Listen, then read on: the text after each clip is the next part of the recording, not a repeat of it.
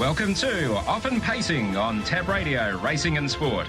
Tim Walker will be joined by Matt Young and Oliver Cownie as they delve into the form for today's Pinjarra harness meeting, as well as an early look at tomorrow's meeting at Gloucester Park.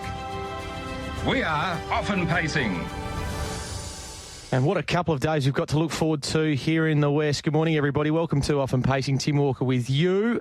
Hopefully you've had a terrific weekend and looking forward to what's going to be a magnificent day down at Pinjarra today with the running of the Dr. Ed Dewar Golden Girls Mile and also the Regency Foods Mount Eden Sprint. Aldo Cortopassi will join us very, very shortly. He'll talk about Magnificent Storm, linking back up with him, and also his role at Racing WA now, working with some of our junior drivers. It's been a pretty good time for our junior drivers over the past couple of weeks. So looking forward to catching up with him in about 15 minutes from now, but not going to waste any time. The people we want to hear from this morning are Matt Young and Oli Cownie. Oli, a very good morning to you.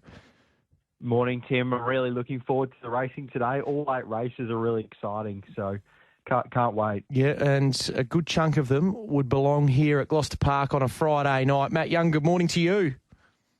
Good morning again, Tim. Ollie, everyone tuned in.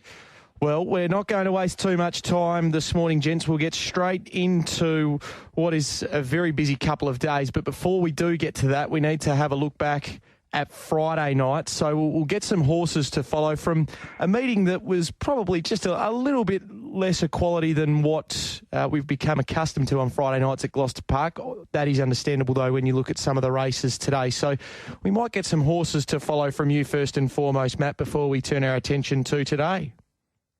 Yeah, look, I've marked 3 down. Mar Beach Sam was one of them. I thought it was a pretty good run considering the draw and the way the race was run. Got into the clear late and he just really sizzled that last little bit. So I think Mar Beach Sam's the one to follow out of that race. Shalini did a few things wrong in the early stages, and you talk about overall depth of races on a Friday night. This is definitely not one where we'll see a few of these back on a Friday under lights, but at the same time I think Shalini can go nearly anywhere after that first up run and be very competitive in being able to break through. For things to go wrong when coming from back in the field and then sustain the run on the way home. I know they didn't get home overly quick, but I just thought the performance was full of merit and we're going to see a forward improvement as well from Shalini going into the next run. And the Sea Siren, I was impressed with the way this horse hit the line against a couple of nice ones. With the Sea Siren was really impressive, so it's one to follow going forward. I think we'll be winning a 2-year-old race soon. So Mar Beach Sam, Shalini and the Sea Siren. All right, what about you, Ollie? Yeah, kick things off in race 2 with a horse to follow. I thought this was a really even, interesting race, this one, and I've come up with Dat Lovely, which I thought was running on really well there at the finish and was probably a little bit unlucky not to finish closer, was held up at a crucial stage, and when she did get in the clear, really hit the line quite strongly there. So I certainly think she's one to follow. It was a 30 to 55 some series race, so won't be probably winning a race on a Friday, but certainly one in the country very soon for Dat Lovely, and I think her efforts prior to that have been really good as well. One of the trotters out of race 8 I was keen to follow, Line of Stars, made a break, 3 starts ago at Pinjarra, but 2 runs since have been really quite impressive. And I think this horse is going particularly well at the moment. So the trotters races at the moment probably aren't as strong as they have been. So I think Line the Stars can win one of those very soon on a Friday. And then in race 10, behind the very impressive Cyclone Geordie, I thought Lord Titanium was a terrific effort there. Was off the pegs, and they got home in 27.3, which is obviously very sharp. And Lord Titanium was closing off really nicely there. So I think there's a race for him very soon. All right, so there's some horses to follow from Matt and Ollie. First and foremost, Matt's 3 horses to follow at Mar Beach Sam, Shalini and the Sea Siren. Ollie going with Dat Lovely, Line the Stars and Lord Titanium. So let's turn our attention to today. Now, I know that both of you are going to look at the feature. You've actually got one each in terms of your betting strategies for the day. But just if we can very quickly gloss over both of them, just get your impressions. So, Matt, I'll go to you firstly. The Golden Girls Mile, tricky draw for Artie by the Seaside on return, but what we saw of Penny Black last time out, she was terrific. Steno over the short trip. This is right in her wheelhouse, you would imagine. What's your overall take, Matt, to you firstly on the Golden Girls Mile? Yeah, well, look, I think we see Steno is just going to go out and run a tremendous race today. It's only going to be 30 degrees, so it's not like it's blistering heat in terms of the hotter it is, the quicker they can run. So, look, I think she could go out and go 151 and change if she really wants to, Steno. She loves the mile, and we saw that 2 starts ago with a return win. She went 152 and change at Gloucester Park. So, yeah, look, I do think she could break the track record if that's the plan that Jocelyn had, but at the same time, they're trying to win a race, so times don't really come into it too much. But, yeah, I think she'll be able to get the job done. In saying that, I do think Penny Black will run a tremendous race. I think where Steno's strength is over a mile, Penny Black is over longer trips. But I also think Penny Black's come back in unbelievable order. And it's a really good test for her, but I think she can do the work in the race and be there right at the finish. And I think there'll be a lot of people that walk away really understanding how good a horse Penny Black is today, in my opinion, even in defeat. Okay. Now, Ollie, you're going to have one of your plays in that race, so we'll just get your take, Ollie, on the Mount Eden Sprint where Magnificent Storm is back against Minstrel. Gee, it's a fantastic race, isn't it? It's a really good field. We saw Minstrel first up the other day, so impressive there, just dominated after doing all the work in the race. Magnificent Storm, obviously a very classy horse and has that picket fence next to his name, but first up from a long spell, they may even look to sit on Minstrel there, I'd say. First up, get a run into him and take some prize money home. So I'm not too sure exactly how it plays out, but I'm pretty confident that Minstrel will be very, very hard to beat. And all things being equal, I think Minstrel will come out on top. There's obviously some really nice upcoming horses in the race as well. Ventura has been so impressive since joining the stable of Gary Hall Jr. So I certainly think he's one to keep an eye out for in the concluding stages. He might be flooding home there. All right, Matt, let's get to your plays, your suggested plays for the day. And you've already forecast one on the Sports Daily on your preview, Franco Ecuador in race number 2. Yeah, well, I think he's just a multi-builder now. You find something that you like and times it by $1.34. But yeah, the $1.80 was wild about him in this race. But look, I'm going to change. I sent that through before he plunged in. So We'll go race 1, number 1, Chillin. I think there's a few ways Chillin can win this race, and I think he can get the job done. So Chillin for me in race 1, number 1. I do think Franco Ecuador will be winning race number 2. So that's just a put-in-take-out job, in my opinion. Then we go to race 7. I was happy to play Otis the Place here. I mentioned it in the preview that I thought his run on the Pinjarra Cup was absolutely outstanding. Magnificent made ground out wider on the track as well. So did Otis. He was sort of last coming up towards the turn and he weaved through the field and he's finished powerfully into 5th. And the race they got home in 56, 155 and change over 2,700 metres. So I think Otis is absolutely airborne and I can see him being 3 back the pegs in this race. So that's a really good spot for him. So I think he's a place bet. And in the final event, I was happy to be with Pay Homage on an each-way basis, just at a bit of value. It's a pretty open sort of race. There's not a huge amount of depth in it, so happy to look at one at double-figure odds in that race. So race 1, number 1, Chillin. I did have race 2, Franco Ecuador in, but just have him as a multi-builder for something else. And then Otis a place in the Mount Eden Sprint and each way Pay Homage in the final race. So something for everyone, hopefully. Yeah, a little bit of variation there from Matt with his plays today. Now, Ollie, you're going to race 4 for your first play of the day. Yeah. Initially, I had Franco Ecuador marked down as one I'd be tipping out, but with the scratching of Christopher Dance now, he's come into a bit of a shorter quote, so changed plans, and I'm going to race 4, and I think this could be a race where there's plenty of speed on in the early stages. Aragon Rock has a bit of gate speed. The Beachmaster, Long Reach Bay, I think they'll all be pushing forward in the early stages, and I certainly think there could be a decent lead time in first quarter, and that could really set it up beautifully for Cordero, who's pretty well suited in a NR 66 to 80. He's a horse that's done most of his career racing in free-for-all company. So I think in this company, although it's not a weak race, I think he is quite well suited, and he certainly looks value on an each-way basis there. So I'm happy to go that way and hope there's a bit of speed on in the early stages for us. The next of them?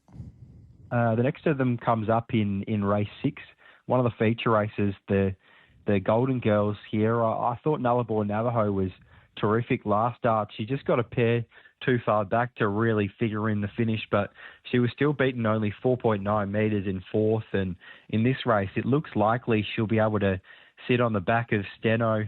And from there, I think she's a really, really good place bet. As Matt did mention on the preview this morning, he did say there is probably a little bit of a concern that she might be too close to the speed, which I certainly think is a valid point. But I think she can beat fourth, and I certainly think she can run third. But she may be not quite good enough for Penny Black and Steno, who are really, really classy mares in their own right. So I'm happy to be with Nullarbor Navajo. Maybe we have a very, very small bet to place. So one by 9 or something like that. Yep.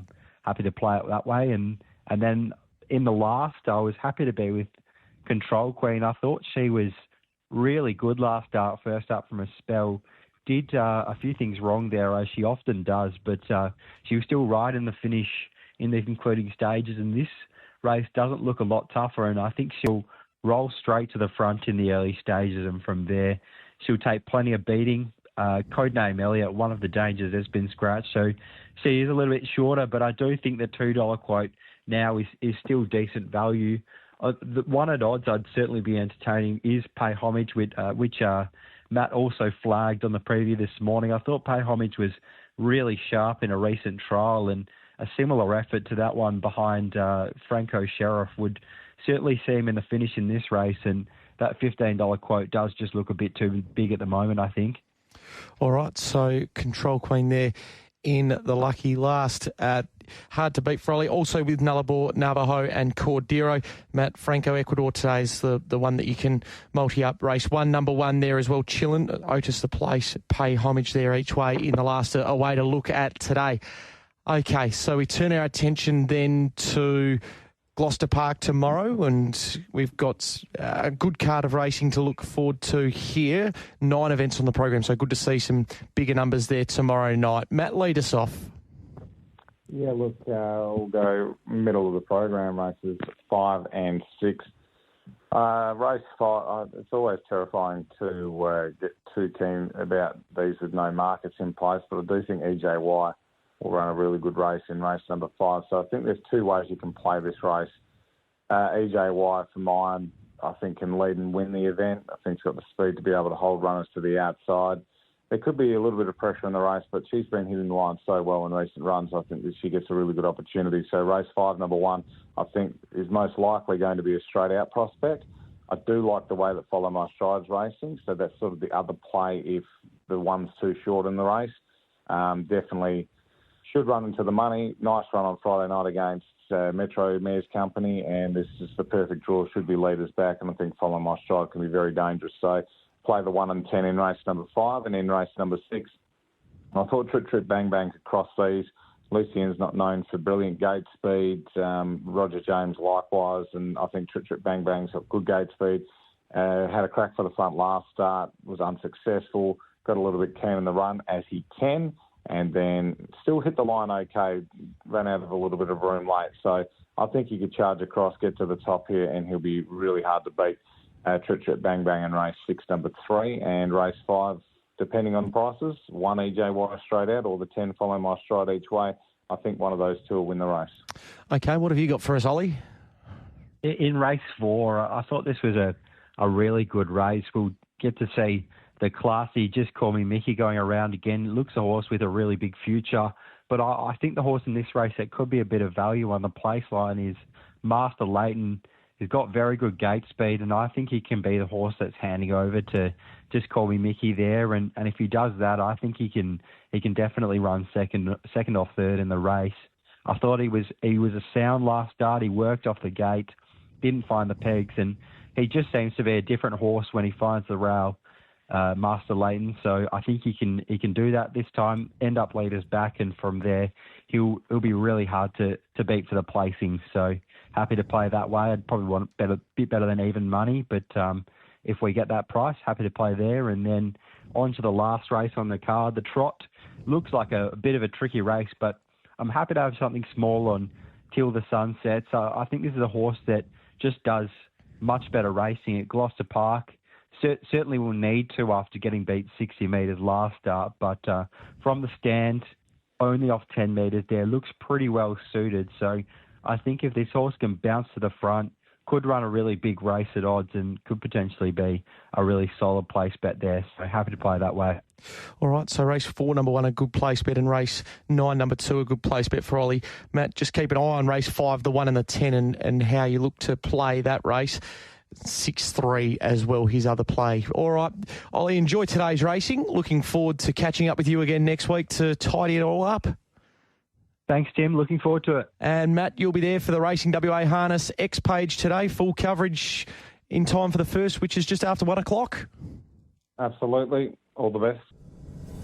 On Tab Radio, Racing and Sport, this is Often Pacing. Great to have your company on this Monday morning, wherever you might be listening in, ahead of a big day down there at Pinjarra today.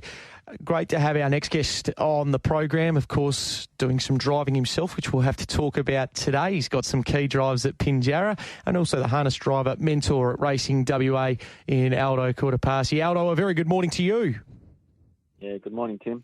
Great to have you on the program. We might start with the junior drivers if we can. You passed on some numbers for the month of February, and some of the numbers that our junior drivers have been putting out been very impressive in the wins department, that is. How are you enjoying the role? Yeah, no, really enjoying the role and really feeding off the kids' energy a fair bit, and it's probably giving me a little bit of a new lease of life on the industry, really. And you know, these kids are all great kids, and they're all hungry to learn, which is great, and that, you know, they make my job very easy. Just in terms of the quality of driver, you talk about the quality of people that they are there, and the fact that they're giving you a new lease on life, and the quality of driver. Clearly the numbers, more than 25 winners for the month between our junior drivers last month, that is. You must be absolutely wrapped with what they're doing on the track as well.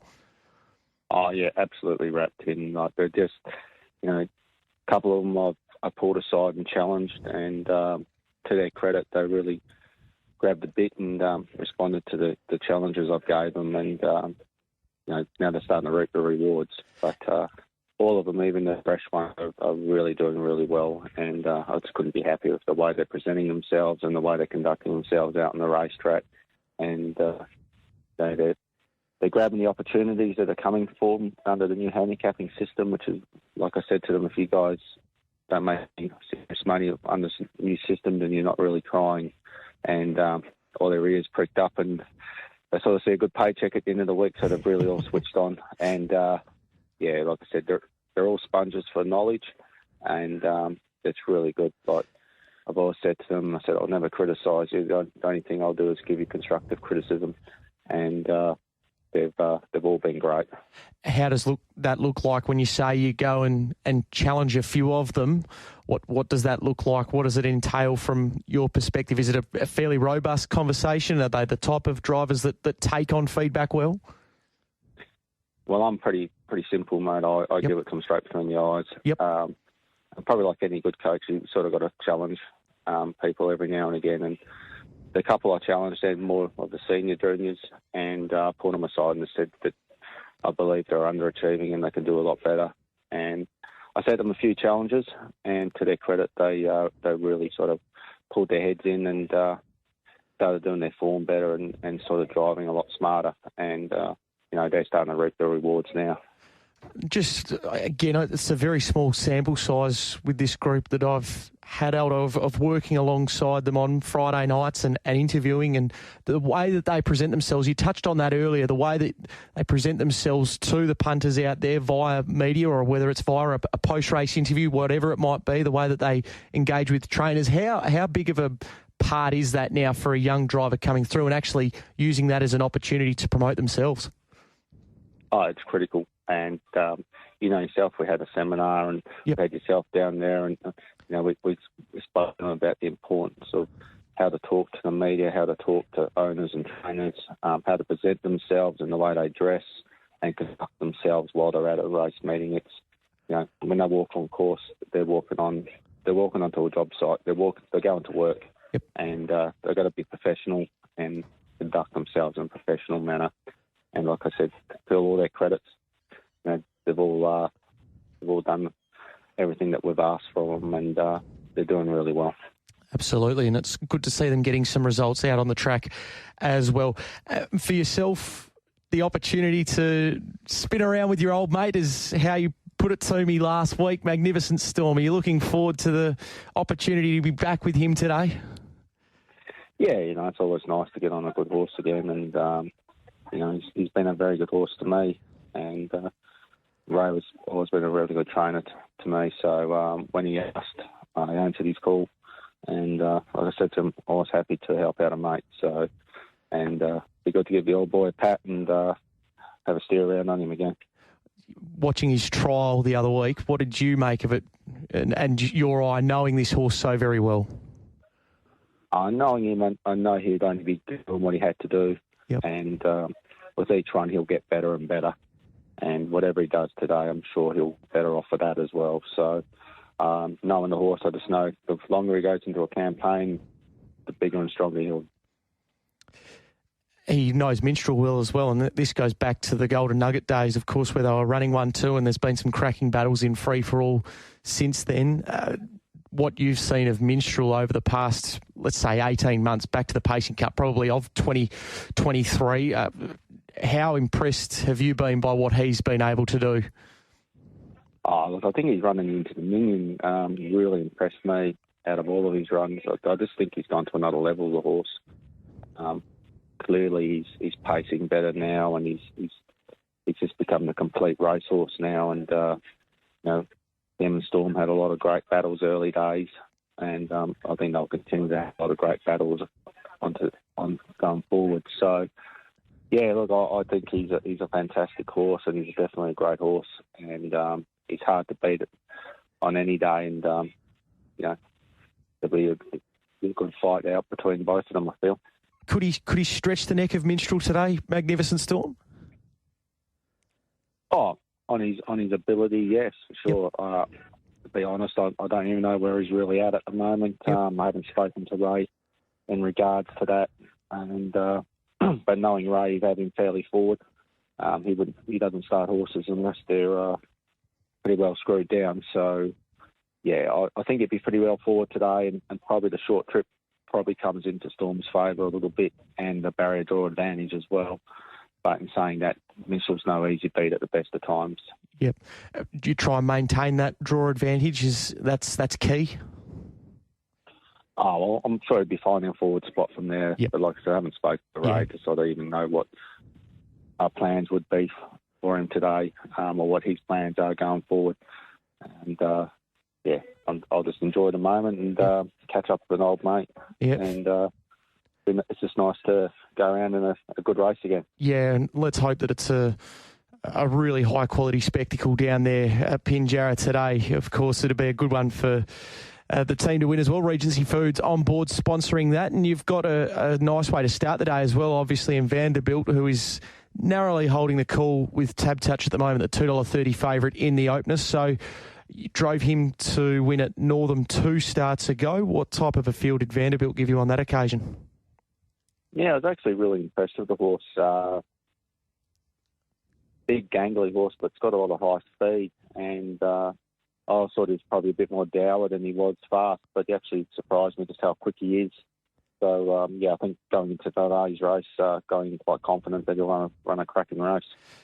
And clearly that one directly in front of you, the one to beat, Chillin, that's obvious? Yeah, Chillin's a great front-running type of horse. And Michael's team's going really well at the moment, so they're all on song. So it's going to be a bit of a task to get over him. But Pinjarra, we've got the sprint lane and that, so we'll get a crack at him at some stage, and hopefully we can get over him. All right. Well, good luck today, and let's hope for Magnificent Storm's sake that it's a good outing, and it's good to see him back, good to see you back with him, and hopefully it can be a good day out down there. And also for the junior drivers, hopefully the success keeps rolling through for them. And good to be able to speak to you this morning, Aldo. All the very best. My pleasure, Tim. Thanks very much.